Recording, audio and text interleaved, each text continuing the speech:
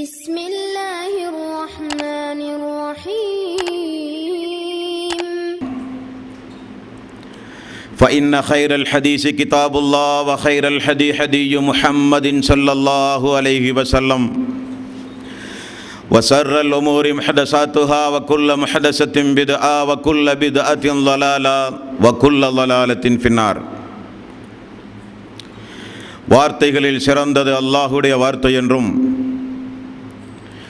வழிகாட்டுதலில் சிறந்தது நபிகள் நாயகம் ஸல்லல்லாஹு அலைஹி வஸல்லம் அவர்களுடைய வழிகாட்டுதல் என்றும் காரியங்களில் மிக மிக கெட்டது மார்க்கத்தில் பித்அத்துகளை உண்டாக்குவது, ஒவ்வொரு பித்அத்தான காரியங்களும் வழிகேடுகள் அனைத்தும் உங்களை நரகில் கொண்டு போய் சேர்க்கும் என்று நபிகள் நாயகம் ஸல்லல்லாஹு அலைஹி வஸல்லம் அவர்கள் தங்களுடைய ஒவ்வொரு சொற்பொழிவின் துவக்கத்திலும் இந்த மனித சமூகத்திற்கு நினைவுறுத்தியதை சிறப்புமிக்க இந்த ரமலானுடைய மாதத்தில் அல்லாஹ்வினுடைய ஆலயத்தில் ஒன்று கூடி இருக்கின்ற உங்களது சிந்தனையிலும் ஆரம்பமாக அந்த நபிமொழியை நினைவுபடுத்தி எனது உரையை ஆரம்பம் செய்கிறேன். இணை வைத்தல், பித்அத்துகள், அனாச்சாரங்கள், மூட பழக்க வழக்கங்கள், சடங்கு சம்பிரதாயங்களை விட்டும் அமல்களை பாழாக்கி மறுமை நாளில் நரகத்திற்கு அழைத்து செல்லுகின்ற அனைத்து எண்ணங்கள், நடவடிக்கைகளை விட்டும் நம் எல்லோரையும் அல்லாஹ் காப்பாற்றி அல்லாஹ்வினுடைய மார்க்கத்தில் சொல்லப்பட்ட சட்டதிட்டங்களுக்கு ஏற்ப நாம் நம்முடைய வாழ்வை அமைத்து மரணிக்கின்ற பொழுது ஒரு உண்மை முஸ்லீமாக மரணித்து மறுமை நாளில் நல்லவர்களோடு அல்லாஹ் நம் எல்லோரையும் எழுப்பி சொர்க்கத்தில் அல்லாஹ்வினுடைய ரசூலோடு நம் அனைவர்களையும் அல்லாஹ் ஒன்று சேர்ப்பானாக. என் அன்பிற்கும் பாசத்திற்கும் உரிய சகோதரர்களே, தாய்மார்களே, பெரியோர்களே, சிறப்புமிக்க இந்த ரமலானுடைய மாதத்தில் விடைபெறும் பயணம் என்கிற ஒரு தலைப்பின் கீழ் நேற்றைய தினம் அல்லாஹ்வினுடைய ஆயத்தில் இந்த உலக வாழ்வு நமக்கு நிரந்தரம் அல்ல, அந்த நாளும் அந்த தேதியும் நமக்கு தீர்மானிக்கப்பட்டால் நிச்சயம் நாம் ஒவ்வொருவரும் இந்த உலகத்திலே இருந்து விடைபெற்று சென்று விடுவோம். அப்படிப்பட்ட அந்த மரணத்தை குறித்துள்ள வசனங்களை நேற்றைய தினம் நாம் தொடர்ந்து அறிந்தோம். அதைத் தொடர்ந்து இன்றைய தினம் பொதுவாக இந்த உலகத்தில் வாழும் பொழுது இறை விசுவாசியாகிய நாம், முஸ்லிம்களாகிய நாம் எந்த நேரமும் நமக்கு அந்த மரணம் சம்பவிக்கலாம்.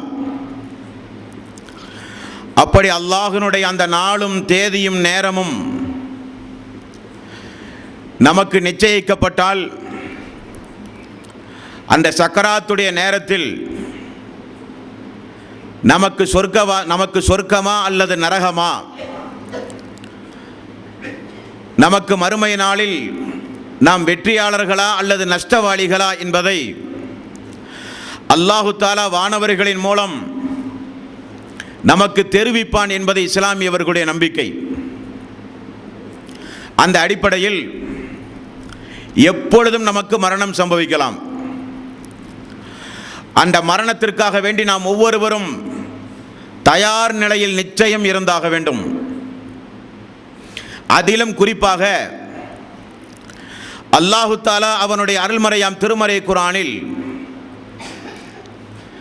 ஒவ்வொரு நாளும் நான் உங்களை மரணிக்க செய்கிறேன் என்று அல்லாஹ் சொல்லுகிறான். அது எப்பொழுது? ஒவ்வொரு மனிதர்களும் இந்த உலகத்தில் தினசரி அவர்கள் மரணத்தை சந்தித்துக் கொண்டிருக்கிறார்களாம் என்று அல்லாஹு தஆலா அவனுடைய அருள்மறையாம் திருமறை குர்ஆனில் அழுத்தம் திருத்தமாக சொல்கிறான். அதுதான் உண்மையும் கூட. அதை அல்லாஹ் சொல்கிறான் 39வது அத்தியாயத்தின் 42வது வசனம். அல்லாஹு யத்தவஃபல் அன்ஃபுஸ ஹீன மௌத்திஹா அல்லாஹு தஆலா உங்களுடைய உயிர்களை மரணத்தின் பொழுதும் கைப்பற்றுகிறான். வல்லதி லம் தமுத்து ஃபீ மனாமிஹா, நீங்கள் உறங்கச் செல்லும் பொழுதும் உங்களுடைய உயிர்களை அல்லாஹ் கைப்பற்றுகிறான். அல்லாஹ் ரெண்டு வாசகத்தை பயன்படுத்துகிறான். இந்த உலகத்தில் இருந்து நிரந்தரமாக விடைபெறுகிற அந்த பயணத்தின் பொழுதும் அல்லாஹ் உங்களுடைய உயிர்களை கைப்பற்றுகிறான். நீங்கள் ஒவ்வொருவரும் இரவு நேரத்தில் தூங்கச் செல்லும் பொழுதும் உங்களுடைய உயிர்களை அல்லாஹ் கைப்பற்றுகிறான். ஃபயும்சிகுல்லதி கலா அலைஹல் மௌத்த, யாருக்கு அல்லாஹு தஆலா மரணத்தை தீர்மானித்து விட்டானோ அந்த உயிரை மட்டும் தன் கைவசம் வைத்துக்கொண்டு வயுர்சிலுல் உஹ்ரா இலா அஜலி முஸம்மா, மீதமுள்ள உயிர்களை ஒரு குறிப்பிட்ட தவணைக்காக வேண்டி அல்லாஹ் திரும்ப அனுப்புகிறான். நாம் எல்லாம் பகல் பொழுதிலே எழுந்து இயற்கையாக நம்முடைய வாழ்வை அமைத்துக் கொள்கிறோம். அல்லாஹ்வுடைய வாக்கு. தினசரி உங்களுக்கு மரணம் உண்டு. நாடிய உயிர்களை கையிலே வைத்துக் கொள்கிறான். அவன் நாடிய உயிரை திரும்ப அனுப்புகிறான். 39வது அத்தியாயத்து 42வது வசனம், 6வது அத்தியாயத்தின் 60வது வசனம். அல்லாஹ் சொல்கிறான், வஹுவல்லதி யதவஃபாக்கும் பில்லைல், இரவு நேரத்தில் நீங்கள் தூங்கச் செல்லும் பொழுது நான் உங்களுடைய உயிர்களை கைப்பற்றுகிறேன் என்றும் அல்லாஹு தஆலா சொல்கிறான்.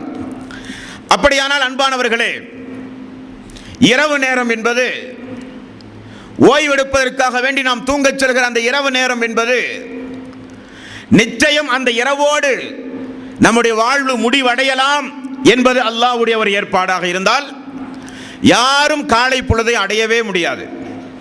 அதைத்தான் அல்லாஹ் சொல்கிறான், இரவு நேரத்தில் நான் உங்களுடைய உயிர்களை பறிக்கிறேன். தூங்குகிற பொழுது நமக்கெல்லாம் உலகத்தோடு இருக்கிற தொடர்புகள் முறிக்கப்படுகின்றது. குடும்பங்களில் கூட நமக்கு அருகில் படுப்பவர்கள் கூட என்ன செய்கிறார்கள் என்று நமக்கு தெரியாது. அது ஒரு சிறு மரணம். ஆகவேதான் அல்லாஹு தஆலா நிரந்தரமான விடைபெறுகிற பயணத்தின் பொழுதும் தூங்கச் செல்லும் பொழுதும் நான் உங்களை மௌத்தாக்குகிறேன் என்று அல்லாஹ் சொல்கிறான். பொதுவாக மரணத்திற்காக வேண்டி நாம் ஒவ்வொருவரும் எப்பொழுதும் அல்லாஹு தஆலா நம்மை அழைத்தாலும் நான் செல்ல தயார் என்கிற ஒரு ஏற்பாட்டோடு தான் இறை விசுவாசி இந்த உலகத்தில் வாழ வேண்டும். இந்த நேரம் திடீரென நமக்கு மரணம் வந்தாலும் எனக்கு எந்த பயமும் இல்லை, எனக்கு எந்த கவலையும் இல்லை, நான் யாருக்கும் எந்த அநியாயமும் செய்யவில்லை, அல்லாஹுவால் தடுக்கப்பட்ட எந்த பாவங்களிலும் நான் ஈடுபடவில்லை, அவன் ஏவிய அவன் சொன்ன அனைத்து காரியங்களையும் என்னால் முடிந்தவரை நிறைவேற்றி உலகத்தில் வாழ்ந்தவன் நான். குறிப்பாக அவனுக்கு இணை துணைகளை ஏற்படுத்தி வாழாதவன் நான். எப்பொழுது எனக்கு மரணம் வந்தாலும் எனக்கு சந்தோஷம்தான், என்னுடைய இறைவன் என்னை கைவிட மாட்டான் என்கிற நம்பிக்கையோடு இறை விசுவாசிகள் உலகத்திலே வாழ வேண்டும். அதற்கு ரசூலுல்லாஹி ஸல்லல்லாஹு அலைஹி வஸல்லம், எந்த நேரத்திலும் உங்களுக்கு மரணம் வரலாம், அந்த மரணம் இஸ்லாமிய அடிப்படையில் ஆன மரணமாக இருக்க வேண்டும். இவர் இஸ்லாத்தின் அடிப்படையில் மரணித்தவர் என்று வானவர்களால் நம்முடைய மரணம் பதிவு செய்யப்பட வேண்டும் என்பதுதான் நம்முடைய தலையாய லட்சியம். ரசூலுல்லாஹி ஸல்லல்லாஹு அலைஹி வஸல்லம் அதற்கு ஒரு சில வழிமுறைகளை நமக்கு சொல்லித் தருகிறார்கள். பாருங்கள், புகாரியில் 6306வது நபிமொழி.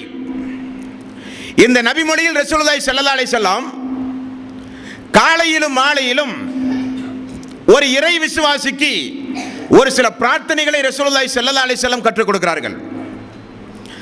அந்த பிரார்த்தனைக்கு பெயர் சய்யிதுல் இஸ்திஃபார் என்ற ஹதீஸில் இடம்பெறுகிறது. மிகச்சிறந்த மிகப்பெரிய பாவ மன்னிப்பு. அப்படிப்பட்ட பாவ மன்னிப்புக்குரிய வாசகத்தை கேளுங்கள் அன்பர்களே. அல்லாஹும்ம அன்த ரப்பி, அல்லாஹுவே நீதான் எங்களுடைய ரப். லா இலாஹ இல்லா அன்த, உன்னை தவிர வணக்கத்திற்குரியவன் யாருமே கிடையாது யா அல்லாஹ்.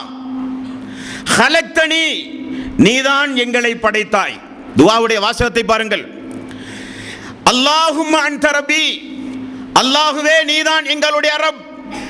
லா இலாஹ இல்லா அன்த, உன்னை தவிர வணக்கத்திற்குரியவன் யாருமே இல்லையா அல்லாஹ். ஹலக்தனி, நீதான் எங்களை படைத்தாய். வ அனா அப்துக, நான் உனது அடிமை யா அல்லாஹ், நான் உனது அடிமை, நீதான் எங்களை படைத்தாய். உன்னை தவிர வணக்கத்திற்குரியவன் யாரும் இல்லை, நீதான் எங்களுடைய ரப். வ அனா அலா அஹதிக வ வஅதிக மஸ்ததஅது, நான் உனக்கு செய்த, அல்லாஹுவே நான் உனக்கு செய்த வாக்குறுதியையும் உறுதிமொழியையும் என்னால் முடிந்தவரை நான் நிறைவேற்றி இருக்கிறேன் யா அல்லாஹ். வ அஊது பிக மின் ஷர்ரி மா ஸனஅத், நான் செய்த தீமைகளுக்காக வேண்டி உன்னிடத்தில் பாதுகாப்பும் தேடுகிறேன் யா அல்லாஹ்.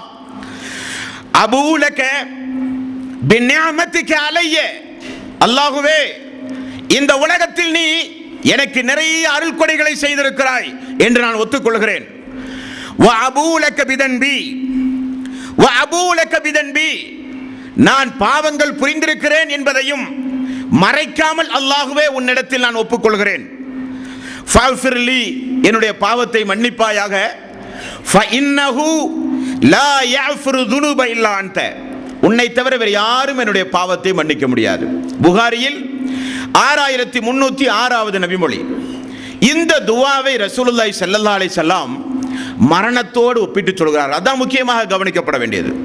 அல்லாஹ்வுடைய ரசூல் என்ன சொன்னார்கள்? சய்யிதுல் இஸ்திக்ஃபார், மிகச்சிறந்த பாவ மன்னிப்பு. யார் ஒருவர் பகல் நேரம், சூரியன் மறைவதுகிற நேரத்தில், பகல் நேரத்தில் இந்த துஆவை யார் ஒருவர் ஓதுகிறாரோ அவர் சூரியன் மறையும் முன்பு மரணித்தால் அவர் இஸ்லாத்தில் மரணித்தவரை போல் கருதப்படுவார். யார் ஒருவர் மக்ரிபுடைய நேரத்தில் இதை ஓதி சூரியன் உதிப்பதற்கு முன்னதாக, ஃபஜ்ருக்கு முன்னதாக இரவு நேரத்தில் மரணிக்கிறாரோ அவர் இஸ்லாத்தில் மரணித்தவரை போல் ஆவார் என்று நபிகள் நாயகம் ஸல்லல்லாஹு அலைஹி வஸல்லம் அவர்கள் சொன்னார்கள். ரமலானுடைய மாதம் முடிவதற்குள் இந்த துஆவை நாம் ஒவ்வொருவரும் கண்டிப்பாக மனனம் செய்ய வேண்டும். இது ஒரு பயிற்சி வகுப்பு. இது வெறுமனே பயானை கேட்டுவிட்டு செல்லக்கூடாது.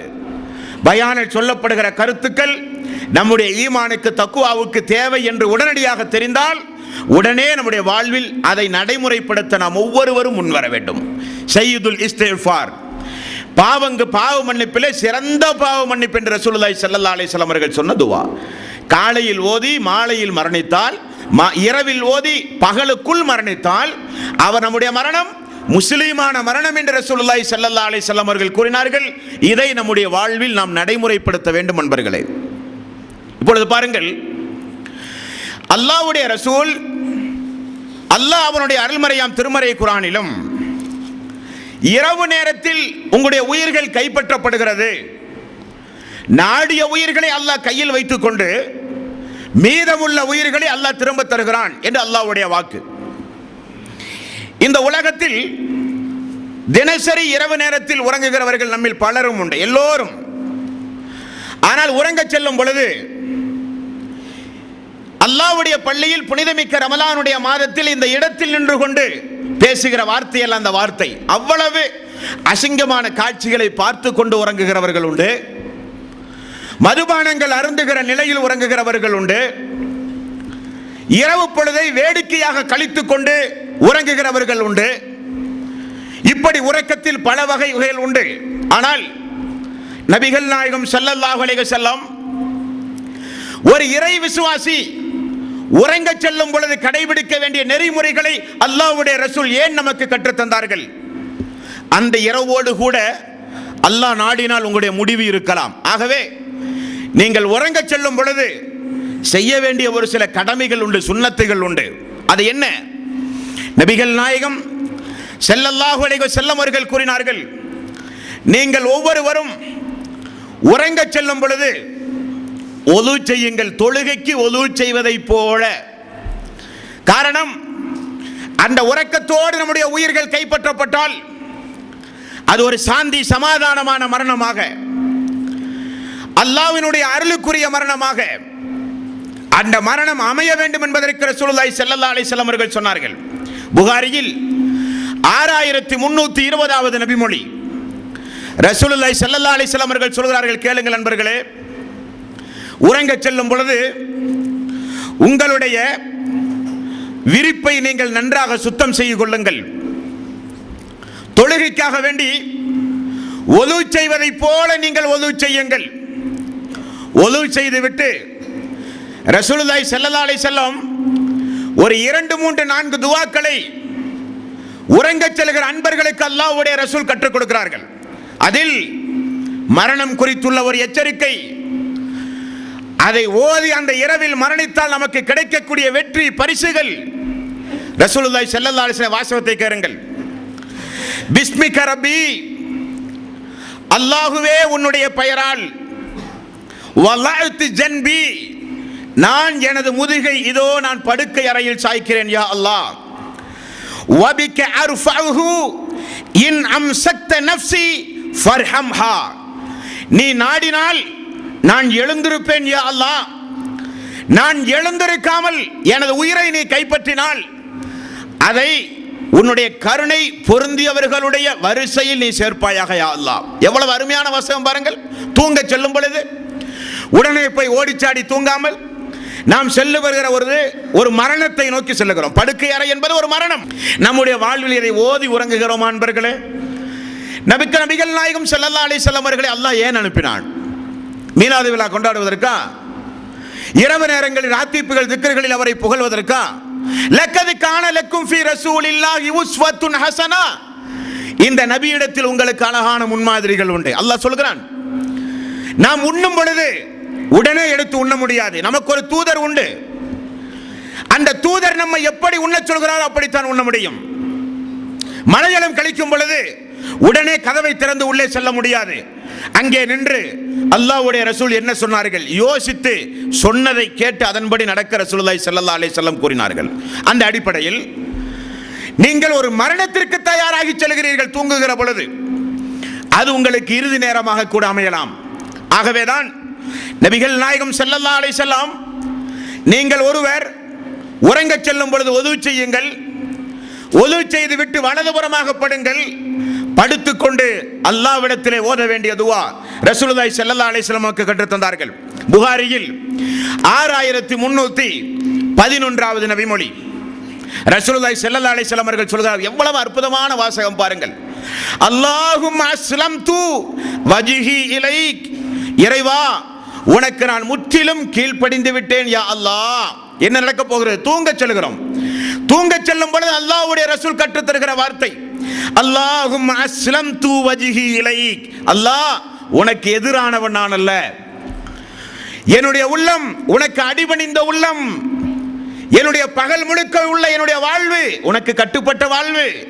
ஆகவே அல்லாஹுவே இதோ நான் கீழ்ப்படிந்து விட்டேன். வஃபவ்வலது அம்ரி இலைக், என்னுடைய காரியம் அனைத்தையும் யா அல்லாஹ் உன்னிடத்தில் நான் ஒப்படைத்து விட்டேன். இனி ஒன்றும் என்னிடத்தில் இல்லை. என்னுடைய எல்லா காரியங்களையும் உன்னிடத்தில் ஒப்படைத்து விட்டேன். வல்ஜஅத் லஹ்ரி இலைக், என் விவகாரங்கள் அனைத்தையும் நான் உன்னையே சார்ந்திருக்கிறேன் யா அல்லாஹ். உன்னை தவிர எனக்கு ஒன்றுமே கிடையாது. நான் எது செய்வதாக இருந்தாலும் உன்னுடைய உதவி, உன்னுடைய கிருபை, உன்னுடைய கருணை இல்லாமல் நான் எதையும் செய்ய முடியாது யா அல்லாஹ். ரஹபத்தன் வ ரஹபத்தன் இலைக், நான் ஏன் இப்படி எல்லாம் சொல்கிறேன் தெரியுமா? உன் மீதுள்ள ஆசையாலும் உன் மீதுள்ள பயத்தாலும் தான் நான் இப்படி எல்லாம் சொல்லி உறங்குகிறேன் யா அல்லாஹ். லா மல்ஜா வலா மன்ஜா மின்க் இல்லா இலைக், அல்லாஹுவே தங்குமிடம், அல்லாஹுவே தங்குமிடம் ஒதுங்குமிடம் உன்னை தவிர வேறு எனக்கு எங்குமே கிடையாது யா அல்லாஹ். அல்லாஹும்ம ஆமன்து பிகிதாபிகல்லதி அன்ஸல்த வபிநபியிகல்லதி அர்ஸல்த, அல்லாஹுவே உன் மீதும் நீ அருளிய வேதத்தின் மீதும் நீ அனுப்பிய தூதரின் மீதும் நான் ஈமான் கொண்டேன் என்று கூறிவிட்டு நீங்கள் உறங்கினால், யாருடைய கடைசி வார்த்தை, இரவினுடைய கடைசி வார்த்தை இந்த வார்த்தையாக அமைகிறதோ அவர்கள் மரணித்தால் இஸ்லாமிய மரணத்தை அவர்கள் தழுவியவர்கள் ஆவார்கள். இது வேண்டுமா வேண்டாமா? கண்டிப்பாக வேண்டும். உறங்கும் பொழுது அல்லாஹ்விடத்திலே பிரார்த்தனைகளை செய்து, அல்லாஹுவே நான் உறங்கச் செல்கிறேன், என்னுடைய இந்த உறக்கத்தில் ஏதாவது குறைகள் இருந்தால் நீ பொறுத்துக்கொண்டு, எனது இந்த உறக்கத்தோடு எனக்கு மரணம் நிகழ்ந்தால் அந்த மரணத்தை உன்னுடைய அருளுக்குரியவர்களுடைய மரணத்தோடு, உன்னுடைய அன்பிற்குரியவர்களுடைய மரணத்தோடு எனது மரணத்தை நீ ஆக்கியா அல்லாஹ் என்கிற அருமையான துவாவை நபிகள் நாயகம் ஸல்லல்லாஹு அலைஹி வஸல்லம் நமக்கு கற்றுத்தந்தார்கள் அன்பர்களே. மேலும் நபிகள் நாயகம் ஸல்லல்லாஹு அலைஹி வஸல்லம் மிகச் சிறிய ஒரே வார்த்தை, நாமெல்லாம் மனப்பாடம் செய்வதற்கு மிக இலகுவான ஒரு வார்த்தை ரசூலுல்லாஹி ஸல்லல்லாஹு அலைஹி வஸல்லம் அவர்கள் சொன்னார்கள், அல்லாஹும்ம பிஸ்மிக அமூது வஹயா. யா அல்லாஹ், உன்னுடைய பெயரால் இதோ நான் தூங்கச் செல்கிறேன், நான் மரணிக்கிறேன், மேலும் நான் உயிர் பெறுவேன். அல்லாஹுவே, உன்னுடைய பெயரால் தான் நான் மரணிப்பதும் உயிர் வருவதும் உண்டு. அல்லாஹும்ம பிஸ்மிக அமூது வஹயா. புகாரியில் 6312வது நபிமொழி. இந்த நபிமொழிகள் எல்லாம் நமக்கு எதை உணர்த்துகிறது அன்பர்களே? ரசூலுல்லாஹி ஸல்லல்லாஹு அலைஹி வஸல்லம் நீங்கள் தூங்கச் செல்லும் பொழுது, நஸையில் வருகிற பாடத்தை பாருங்கள், நீங்கள் தூங்கச் செல்லும் பொழுது யார் ஒருவர் தொழுகைக்கு ஒது செய்வதை போல, எல்லா இடங்களிலும் பாருங்கள், தூங்கச் செல்லும் பொழுது ஒது, தொழுகைக்கு மட்டுமல்ல, தூங்கச் செல்லும் பொழுதே ஒது.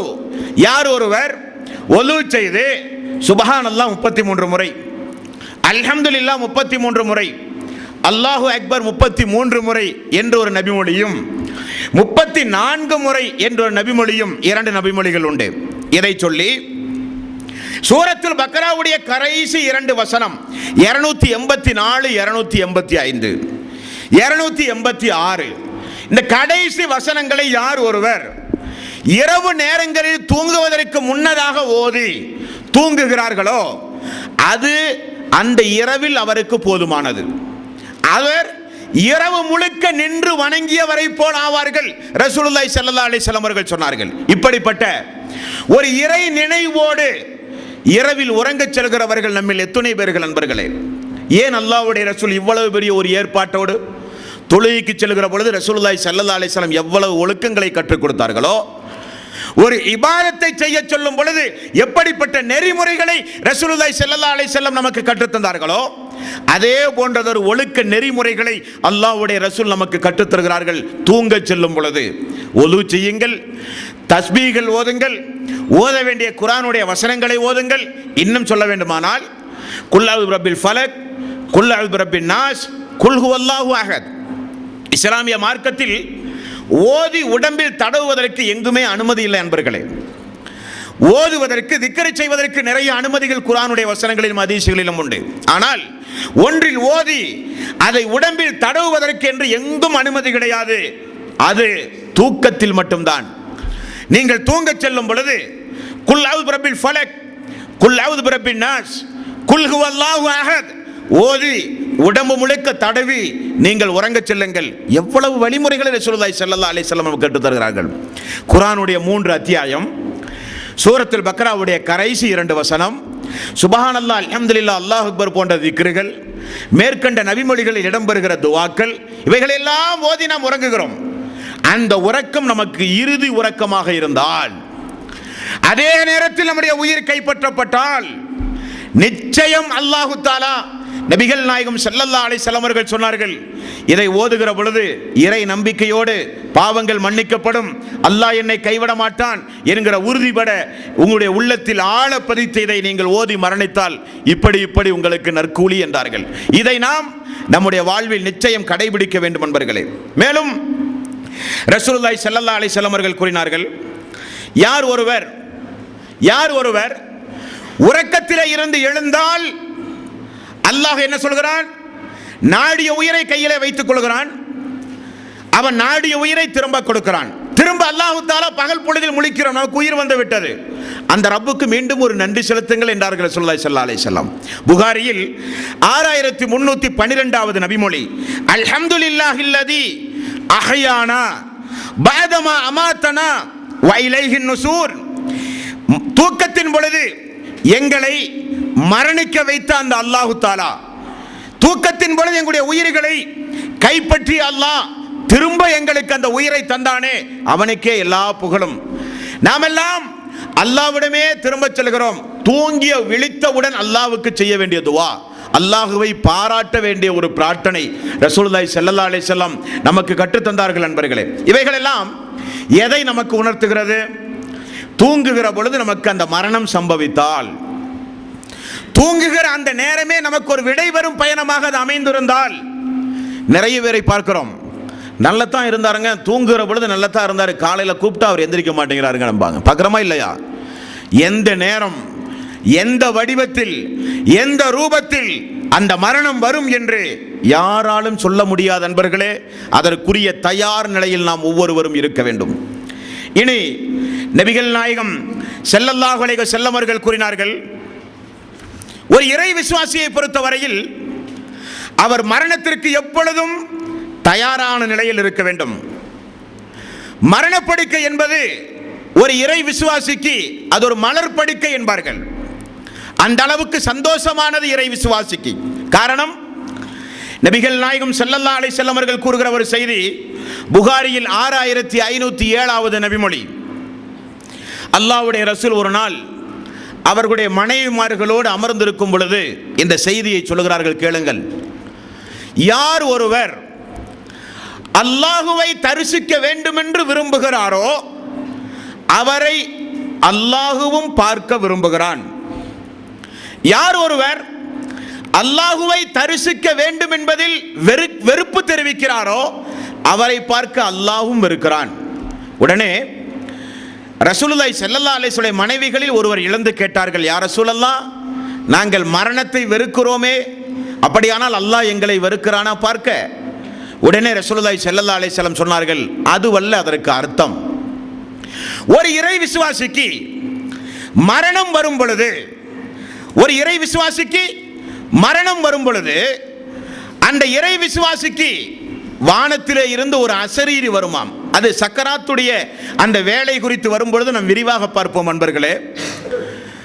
நாம் இந்த உலகத்திலே இருந்து விடை வரும் பொழுது ஒரு 3 அதிபயங்கரமான ஒரு அதிசயத்தை பார்த்து தான் இந்த உலகத்தில் இருந்து நாம் விடைபெறுவோம். என்ன அதிசயம்? ஒன்று, இதுவரை நான் பார்க்காத மலக்குமார்களை நாம் ஒவ்வொருவரும் நிச்சயம் பார்ப்போம். அது எந்த ஜாதி மதத்தை உடையவர்களாக இருந்தாலும் சரி. இனி ஒரு மலக்கல்ல, மலக்குனுடைய ஒரு ஜமாத், ஒரு கூட்டம் நம்முடைய உயிரை பறிக்க வருகிற அந்த ஒரு காட்சியை பார்க்காமல் யாரும் இந்த உலகத்தில் இருந்து விடைபெற முடியாது. இரண்டாவது, நம்முடைய உயிரை நாமே பார்ப்போம். உயிர் என்றால் என்ன, அது எப்படி இருக்கும், அதனுடைய வடிவம் என்ன, நாம் பார்த்த நிலையில் நம்முடைய உயிர்கள் பறிக்கப்படும். மூன்றாவது, இந்த உலகத்தில் அல்லாஹ்வோடு பேசிய தூதர் யார்? இந்த உலகத்தில் அல்லாஹ்வோடு பேசிய தூதர் யார்? மூசா அலைஹிஸ்ஸலாத்து வஸ்ஸலாம். அவருக்கு ஒரு ஆசை, எப்பொழுதும் அல்லாஹ்வுடைய குரல், அந்த வாய்ஸ், அல்லாஹ்வுடைய அந்த சப்தம் கேட்டுக்கொண்டே இருக்கிற அந்த இறை தூதருக்கு பார்க்க வேண்டும் என்றெல்லாம் ஆசை வந்து அல்லாஹு தஆலா உலகத்தில் பார்க்க முடியாது என தண்டித்த சம்பவம் திருக்குர்ஆனிலே உண்டு. இப்படி உலகத்தில் அல்லாஹ்வுடைய பேச்சை கேட்ட, அல்லாஹ்வோடு உரையாடிய ஒரு தூதர் மூசா அலைஹிஸ்ஸலாம். அடுத்தபடியாக அல்லாஹ்வுடைய பேச்சை நாம் எல்லோரும் கேட்போம் அன்பர்களே. அல்லாஹ்வுடைய பேச்சை நாம் எல்லோரும் கேட்போம். எப்பொழுது தெரியுமா? சக்கராத்துடைய நேரத்தில் வானத்திலே இருந்து ஒரு சப்தம் வரும் என்று ரசூலுல்லாஹி ஸல்லல்லாஹு அலைஹி வஸல்லம் சொன்னார்கள். அது விரிவாக இன்ஷா அல்லாஹ் சக்கராத்துடைய நேரத்தில் நாம் பார்ப்போம். இப்பொழுது ரசூலுல்லாஹி ஸல்லல்லாஹு அலைஹி வஸல்லம் சொல்கிறார், ஒரு இறை விசுவாசி மரண நேரத்தை அடையும் பொழுது வானத்திலே இருந்து ஒரு அசரீர் வருமாம். அவருக்கு சொல்லுங்கள், அல்லாஹ் அவரை பொருந்திக் கொண்டான் தன்னுடைய கருணையினால், அல்லாஹ் தன்னுடைய அருளால் அவரை பொருந்திக் கொண்டான், அல்லாஹு தஆலா தன்னுடைய கருணையினால், தன்னுடைய அருளினால் அவருக்கு மிகச்சிறந்த இடத்தை அல்லாஹு தஆலா வழங்கவிருக்கிறான். அவனுடைய திருப்தி, அல்லாஹ்வுடைய கண்ணியம் அவருக்கு உண்டு என்கிற நற்செய்தி அவருக்கு நீங்கள் சொல்லுங்கள் என்று சொல்லப்படும். உடனே அந்த இறை விசுவாசி உலகத்தை விட மறுமையை விரும்புவார். உடனே அல்லாஹு தஆலா அவரையும் பார்க்க அதிக ஆர்வம் கொள்ளுவான். அவர் அல்லாஹுவை பார்க்க ஆசைப்படுவார், அல்லாஹும் அவரை பார்க்க ஆசைப்படுவான். அதுதான் அந்த நபிமொழிக்கு அர்த்தம். தொடர்ந்து ரசூலுல்லாஹி ஸல்லல்லாஹு அலைஹி வஸல்லம் சொன்னார்கள், இறை மறுப்பாளர் அல்லாஹுவை பார்க்க விரும்ப மாட்டார். காரணம், சக்கராத்துடைய நேரத்தில் வானத்திலே இருந்து அவருக்கு சொல்லப்படும் கடுமையான வேதனை, கடுமையான நரக வேதனை அவருக்கு உண்டு என்கிற கெட்ட செய்தி அவருக்கு சொல்லப்படும்.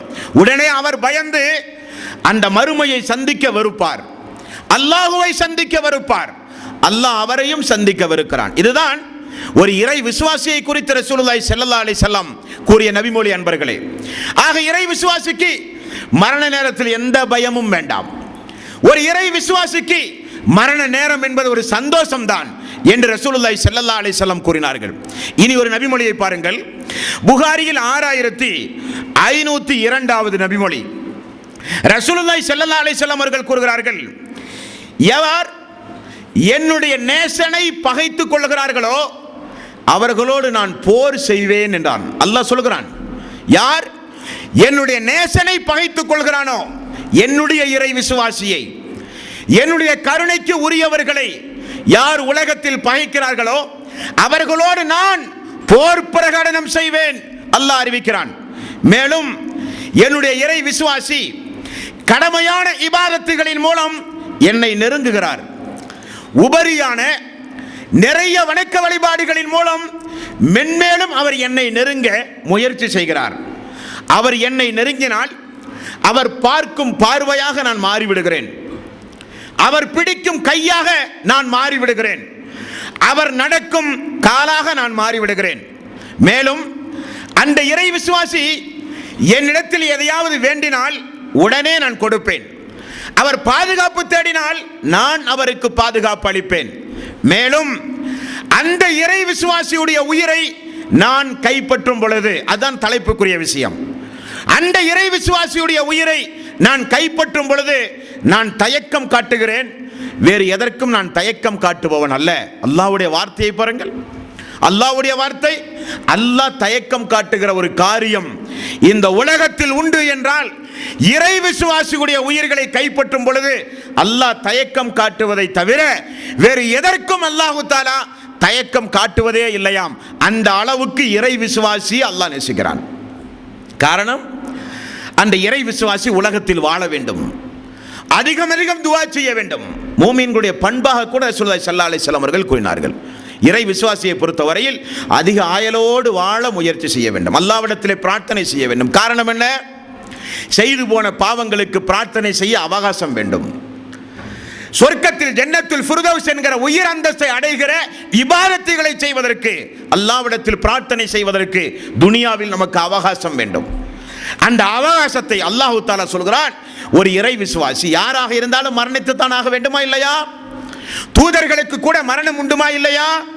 அந்த விதியின் அடிப்படையில் அவர்களை நான் மரணிக்க செய்கிறேன், ஆனால் நான் தயக்கம் காட்டுகிறேன் என்றார்கள் ரசூலுல்லாஹி ஸல்லல்லாஹு அலைஹி வஸல்லம். உங்களுக்கு தெரியுமா அன்பர்களே, அல்லாஹ்வுடைய அரிசே அசைந்த ஒரு நபித்தோழருடைய மரணம் உங்களுக்கு தெரியுமா? சஅத் ரலியல்லாஹு அன்ஹு. அல்லாஹ்வுடைய ரசூல் சொல்கிறார்கள், எனது தோழர் சஅத் அவர்களுடைய மரணத்தின் மூலம் அல்லாஹ்வுடைய அரிசே நடுங்கியது. காரணம், அல்லாஹ் தஆலா அந்த அளவுக்கு நேசித்த ஒரு தோழர். எப்படியெல்லாம் மக்கள் வாழ்ந்திருக்கிறார்கள் பார்த்தீர்களா?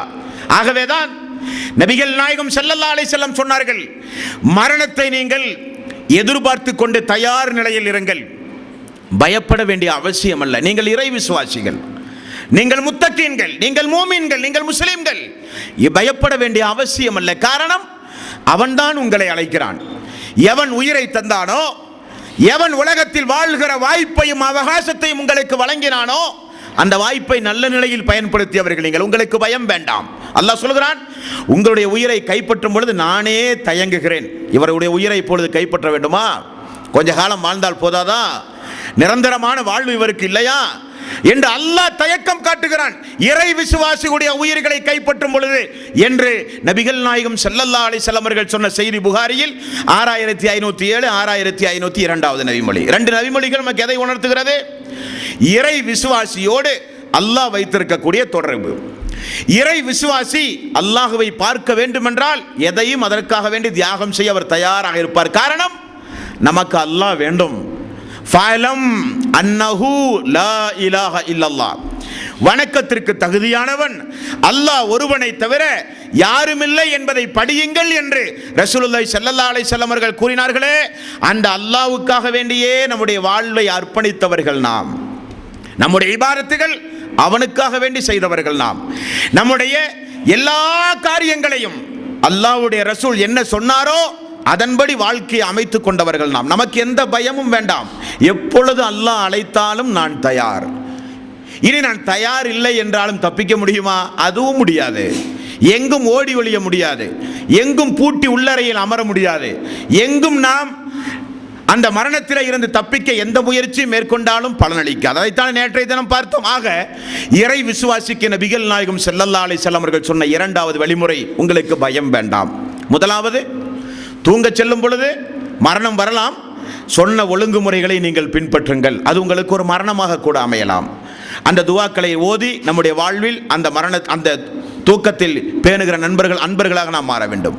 இரண்டாவது, இறை விசுவாசிக்கு அது ஒரு கவலை தரக்கூடிய காரியமோ, இறை விசுவாசிக்கு அது ஒரு பயப்படக்கூடிய காரியமோ அல்ல, அது ஒரு நற்பேற்றான ஒரு சம்பவம் தான் என்று ரசூலுல்லாஹி ஸல்லல்லாஹு அலைஹி வஸல்லம் நமக்கு விளக்கி உள்ளார்கள். இரண்டாவது பாயிண்ட். மூன்றாவது, மரணத்தை பொறுத்தவரையில் எல்லோரும் அதை வெறுப்பார்கள், யாரும் அதை விரும்ப மாட்டார்கள், இறை விசுவாசிகளை தவிர. இறை விசுவாசிக்கு மரணம் என்பது ஒரு நற்செய்தியாக இருந்தாலும், மரணத்தை சுயமாக நாம் விரும்பலாமா? மரணத்தை தேடி நாம ஒரு முயற்சி எடுக்கலாமா? அல்லாஹ்வே எனக்கு மரணத்தை தா என்று அல்லாஹ்விடத்தில் பிரார்த்தனை செய்யலாமா என்றால் இஸ்லாமிய மார்க்கத்தில் அதற்கு தடை உண்டு அன்பர்களே. நபிகள் நாயகம் ஸல்லல்லாஹு அலைஹி வஸல்லம் காலத்தில் உள்ள ஒரு சம்பவத்தை பாருங்கள். கப்பாப் ரலியல்லாஹு அன்ஹு அவர்கள், புகாரியில் 5672வது நபிமொழியாக நீங்கள் பார்க்கலாம். கப்பாப் ரலியல்லாஹு அன்ஹு, கடுமையான வயிற்று வலி அவருக்கு. அதற்குரிய சிகிச்சை செய்து கொண்டிருக்கிற பொழுது தோழர்கள் அவர்களை பார்க்க வந்தார்கள். கப்பாப் ரலியல்லாஹு அன்ஹு அவர்கள் சொல்லுகிற வாசகம், நபிகள் நாயகம் ஸல்லல்லாஹு அலைஹி வஸல்லம் அவர்கள் மட்டும் எங்களை தடுத்திருக்காவிட்டால், என்ன தடுத்திருந்தார்கள்?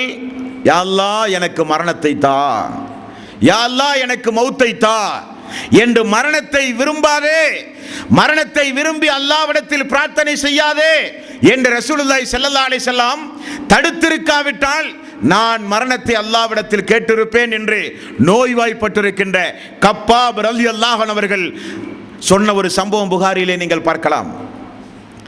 குடும்ப விரக்தி பெற்றோர்களுக்கு சாதாரணமாக ஏற்படும்.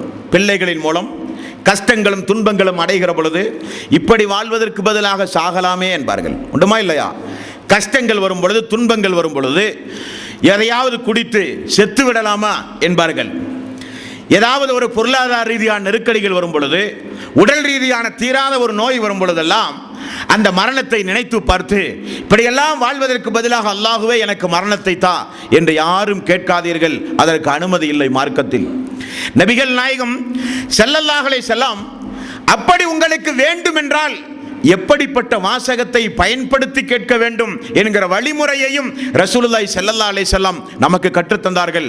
அந்த ஒரு வாய்ப்பை அல்லாஹ்விடத்திலே ஒப்படையுங்கள். வாழ்வதும் சாவதும், மரணமா வாழ்வா, அல்லாஹ்விடத்திலே ஒப்படையுங்கள். நீங்கள் ஒன்றை தேர்வு செய்யாதீர்கள் என்று ரசூலுல்லாஹி ஸல்லல்லாஹு அலைஹி வஸல்லம் கூறினார்கள். புகாரியில் 5671வது நபிமொழி. இந்த நபிமொழியில் பாருங்கள், நீங்கள் அல்லாஹ்விடத்திலே பிரார்த்தனை செய்வதாக இருந்தால் இப்படி பிரார்த்தனை செய்யுங்கள். அல்லாஹும்ம அஹ்யினி மா கானத்தில் ஹயாத்து ஹைரல்லி. அல்லாஹ்வே, நான் வாழ்வது சிறந்ததாக இருந்தால் என்னை நீ வாழவை யா அல்லாஹ். நான் வாழ்வது சிறந்ததாக இருந்தால் என்னை நீ வாழவை யா அல்லாஹ். வதவஃபனி இதா கானத்தில் வஃபாத்து கைரல்லி. அல்லாஹ்வே, நான் மரணிப்பது சிறந்ததாக இருந்தால் என்னை நீ மரணிக்க செய்யா அல்லாஹ்.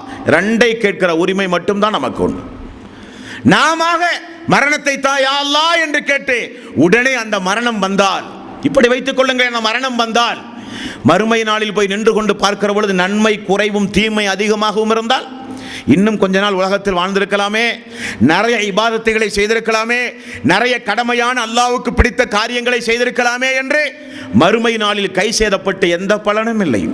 அல்லாஹ்வே உலகத்திற்கு திரும்ப அனுப்பி நிறைய நற்கர்மங்களை செய்ய திரும்ப அனுப்பப்படவும் மாட்டார். ஆக இறை விசுவாசியை பொறுத்தவரையில் இந்த உலகத்தில் முடிவை எதிர்பார்த்து அல்லாஹ்விடத்திலே பிரார்த்தனை செய்வது தடுக்கப்பட்டுள்ளது. இதை ரசூலுல்லாஹி ஸல்லல்லாஹு அலைஹி வஸல்லம் தடுத்தார்கள். ஒரு சம்பவத்தை பாருங்கள் நண்பர்களே. நபிகள் நாயகம் ஸல்லல்லாஹு அலைஹி வஸல்லம் ஒரு நாள் ஒரு நபித்தோழரை பார்ப்பதற்காக வேண்டி சென்ற ஒரு சம்பவம். அந்த நபித்தோழர் கோழி குஞ்சு இருக்கிறது அல்லவா, அந்த கோழி குஞ்சை போல நோய்வாய்ப்பட்டு மிக சுருங்கி கிடக்கிறார். திடகாத்திரமான தோழர். அவரை பார்த்தவுடன் ரசூலுல்லாஹி ஸல்லல்லாஹு அலைஹி வஸல்லம் அல்லாஹு அக்பர், அல்லாஹு அக்பர், அல்லாஹு அக்பர், அல்லாஹுவே நீயே பெரியவன் என்றார்கள். அந்த தோழரை பார்த்து ரசூலுல்லாஹி ஸல்லல்லாஹு அலைஹி வஸல்லம் அவர் கேட்டார்கள், தோழரே உங்களுக்கு இந்த நிலைமை வருவதற்கு என்ன காரணம்? அல்லாஹ்விடத்தில் ஏதாவது வேண்டி விரும்பி நீங்கள் பிரார்த்தனை செய்தீர்களா? அந்த தோழர் சொன்னார், யா ரசூலல்லாஹ், நான் அல்லாஹ்விடத்தில் ஒரு பிரார்த்தனை செய்திருக்கிறேன். என்ன பிரார்த்தனை? யா அல்லாஹ், நான் செய்த பாவங்களுக்காக வேண்டி மறுமையில் என்னை நீ தண்டித்து எனக்கு நரக வேதனை தராதே, தருவதாக இருந்தால் உலகத்திலே தா என்று நான் கேட்டேன் யா ரசூலல்லாஹ். உடனே ரசூலுல்லாஹி ஸல்லல்லாஹு அலைஹி வஸல்லம், இது என்ன துவா? பாவத்திற்காக பரிகாரம் தேடி மன்னிப்பு தேடுவதற்கு பதிலாக யா அல்லாஹ் எனக்கு அங்கே கொடுக்க வேண்டிய தண்டனையை இங்கே தான் என்று கேட்கிற உரிமை உங்களுக்கு எப்படி வந்தது? அல்லாஹ் கொடுத்தால் தாங்குகிற சக்தி உங்களுக்கு உண்டுமா? அல்லாஹ் தஆலா மறுமையில் கொடுக்கிற தண்டனையை உலகத்தில் கேட்கிற முறை நல்ல முறையா? ரசூலுல்லாஹி ஸல்லல்லாஹு அலைஹி வஸல்லம் கண்டித்தார்கள். கண்டித்து விட்டு சொன்னார்கள், துவாவை மாற்றியாம சூரத்துல் பக்கரா 2வது அத்தியாயத்தின் 201வது வசனம், ரப்பனா ஆத்தினா ஃபித் துன்யா ஹஸனத்தன் வ ஃபில் ஆখিরাতি ஹஸனத்தன் வ கினா அதாபன்னார். யா அல்லாஹ், இம்மையிலும் மறுமையிலும் எங்களை சிறப்பாக வாழவை, நரக நெருப்பிலே இருந்து எங்களை நீ பாதுகாப்பாயாக என்கிற துவாவை ஓதுங்கள் என்று நபிகள் நாயகம் ஸல்லல்லாஹு அலைஹி வஸல்லம் அவர்கள் சொன்னார்கள். அப்படி இருந்த அந்த தோழர் இந்த துவாவை ஓதிய பிறகு ஆரோக்கியம் பெற்று உலகத்தில் வாழ்ந்தார்கள் என்று ஹதீஸ்களை பார்க்கிறோம். நண்பர்களே, இதெல்லாம் எதை நமக்கு உணர்த்துகிறது? இந்த உலகத்தில் கஷ்டங்கள் துன்பங்கள் வரும் பொழுது அல்லாஹ்விடத்தில் வேண்டாத வாசகங்களை சொல்லி கேட்கக்கூடாது. அல்லாஹ் தண்டனைகளை இறக்கினால் தாங்கவும் முடியாது. அல்லாஹ் தண்டனைகளை இறக்கினால் தாங்க முடியாது. யா அல்லாஹ், நான் பாவம் செய்தேன், ஒத்துக்கொள்கிறேன், நான் மறைக்கவில்லை. உன்னை தவிர என்னுடைய பாவத்தை வேறு யாருதான் மன்னிக்க முடியும்? நான் ஆதமுடைய மகன். எனது தந்தையே பாவம் செய்து சொர்க்கத்திலே இருந்து வெளியேற்றப்பட்டவர். அவருடைய சந்ததிகளில் வந்தவன் நான். அவரையே சைத்தான் விடவில்லை என்பது என்னை விடுவானா? பாவம் செய்தேன், ஒத்துக்கொள்கிறேன், நான் மறைக்கவில்லை. எனது பாவத்தை, அந்த பாவத்திற்குரிய பரிகாரத்தை, பாவத்தை சொல்லி உன்னிடத்தில் நான் பரிகாரம் தேடுகிறேன். யா அல்லாஹ், என்னுடைய பாவத்தை நீ மன்னிப்பாயாக என்று அல்லாஹ்விடத்தில் பாவ மன்னிப்பு தேடுவது இறை விசுவாசியுடைய பண்பே தவிர, அல்லாஹ்வே நான் பாவம் செய்திருக்கிறேன், மறுமையில் என்னை தண்டிப்பதாக இருந்தால் உலகத்திலே தண்டனை செய் என்று அல்லாஹ்வை நிர்பந்தப்படுத்துவது தவறு. ஒருவேளை நோய்வாய்ப்பட்டிருக்கிற மக்கள் மிக ஜாக்கிரதையாக இருக்க வேண்டும். அதை நாளைய தினம் இன்ஷா அல்லாஹ் தொடர்ந்து விரிவாக பார்ப்போம். நோய்வாய்ப்பட்டிருக்கிற மக்களோடு எப்பொழுதும் மலக்குமார்கள் அமர்ந்து கொண்டே இருப்பார்கள். அவருடைய துவாவுக்கு பெரிய ஒரு அளப்பெரிய மரியாதை உண்டு. காரணம், நோய்வாய்ப்பட்டிருக்கிற மனிதனுடைய பாவம் தினசரி மன்னிக்கப்பட்டு கொண்டே இருக்கிறது. அந்த நோய்வாய்ப்படுகிற மனிதன் எப்பொழுதும் மனசை தளர விடக்கூடாது. அந்த நோய்வாய்ப்படுகிற நேரத்தில் கேட்கப்படுகிற துவா உடனே அங்கீகரிக்கப்படும். ஆகவே தான் அவருக்கு அந்த நிலைமை. ஆகவே நபிகள் நாயகம் ஸல்லல்லாஹு அலைஹி வஸல்லம் இன்றைக்கு நாம் பார்த்த ஒரு சில விஷயங்கள் என்னவென்றால், தூக்கத்தின் பொழுது நம்முடைய உயிர் கைப்பற்றப்படுவது. தினசரி ஒரு இறை விசுவாசி மரண சிந்தனையோடு வாழ வேண்டும் என்பதற்கு அல்லாஹ் வைத்திருக்கக்கூடிய நியதிகள், ஏற்பாடுகள் இவைகள் எல்லாம். அந்த தூக்கம் மரணம் என்று அல்லாஹு தஆலா 39வது அத்தியாயத்தின் 42வது வசனத்திலும் 6வது அத்தியாயத்துடைய 60வது வசனத்திலும் அல்லாஹு தஆலா நமக்கு தெளிவுபடுத்தி விட்டான். தூக்கம் என்பது மரணம் தான். அந்த மரணத்தை தினசரி எதிர்கொள்வதுதான் தூக்கம் என்பது. அந்த தூக்கத்திற்கு செல்லும் பொழுது அதனுடைய ஒழுங்குமுறைகளை ரசூலுல்லாஹி ஸல்லல்லாஹு அலைஹி வஸல்லம் கற்றுத்தந்தவைகள் எவைகள் என்பதை இந்த வகுப்பிலே நாம் பார்த்தோம். ஒரு இறை விசுவாசிக்கு, மரணத்திற்கு தயார் நிலையில் இருக்கிற ஒரு இறை விசுவாசிக்கு மரண சம்பவம் என்பது ஒரு சந்தோஷத்திற்குரிய நற்செய்திக்குரிய காரியம் தானே தவிர அது ஒரு சங்கடத்துக்குரிய காரியம் அல்ல என்பதையும் நாம் பார்த்தோம். அப்படி ஒரு இறை விசுவாசிக்கு மரணம் என்பது, மரண சம்பவம் என்பது சந்தோஷத்திற்குரிய காரியமாக இருந்தாலும் அந்த மரணத்தை அல்லாஹ்விடத்திலே வேண்டி விரும்பி கேட்கலாமா என்றால் அதற்கும் ரசூலுல்லாஹி ஸல்லல்லாஹு அலைஹி வஸல்லம் தடை விதித்திருக்கிறார்கள் என்கிற ஒழுங்குமுறைகளையும் அல்லாஹ்வுடைய மாபெரும் கிருபையால் இன்றைக்கு நாம் பார்த்திருக்கிறோம். நான் ஆரம்பத்தில் நினைவுறுத்தியதைப் போல புகாரியில் சொல்லப்பட்ட ஹதீஸ்களை பார்த்து தூங்கச் செல்லும் பொழுது ஓத வேண்டிய துவாக்களை மனனம் செய்து இன்று இரவிலிருந்தாவது நாம் அதை நம்முடைய வாழ்வில் நடைமுறைப்படுத்த வேண்டும் நண்பர்களே. மேலும் பாருங்கள், இந்த உலகத்தில் நிறைய பேருக்கு, பெரும்பான்மையான மக்களுக்கு இயற்கையின் அடிப்படையில் தள்ளாத வயதில் தான் எல்லோருக்கும் நிறைய பேருக்கு மரணம் வருவதுண்டு. ஒரு சில மக்களுக்கு திடீர் மரணம். திடீர் மரணம் என்பது எல்லோருக்கும் இல்லை. அது மிக ரேராக, மிக அரிதாக இந்த உலகத்தில் மனிதர்களுக்கு நடந்து கொண்டிருக்கக்கூடிய மரண சம்பவங்கள். ஆனால் அதிகப்படியான மக்களுக்கு நோய்வாய்ப்பட்டு தள்ளாத வயதில் மரணிக்கக்கூடிய மக்கள் நிறைய உண்டு. அப்படி ஒரு சக்கராத்துடைய நேரம் நெருங்கி நோய்வாய்ப்பட்டு ஒரு மனிதன் மரணித்தால் அது என்ன ஒரு கெட்ட மரணமா? அது என்ன ஒரு அபசகுணமான மரணமா? இந்த உலகத்தில் வாழ்கிற மக்கள் எல்லாம் பேசுவார்கள், அவன் செய்த தீய செயல்களுக்கு அல்லாஹ் கொடுத்த தண்டனை என்று மக்கள் கோபத்தோடு பேசுவார்கள். அது தவறு. அப்படி நோய்வாய்ப்பட்டு ஒரு மனிதன் மரணத்தை தழுவுகிறான் என்றால் அந்த நோய் தனக்கு வரும் பொழுது அந்த இறை விசுவாசி எப்படி நடந்து கொள்ள வேண்டும் என்பதையும், அந்த இறை விசுவாசியை சந்திப்பதற்காக வேண்டி நாம் செல்லும் பொழுது கடைபிடிக்க வேண்டிய ஒழுங்குமுறையும், அதே நிலையில் அந்த இறை விசுவாசி மரணித்தால் அவருக்குரிய சிறப்பையும் இன்ஷா அல்லாஹ் நாளை தினம் நாம் பார்ப்போம். வா ஆகிரு தவ்வானா அனில் ஹம்துலில்லாஹி ரப்பில் ஆலமீன். அஸ்ஸலாமு அலைக்கும்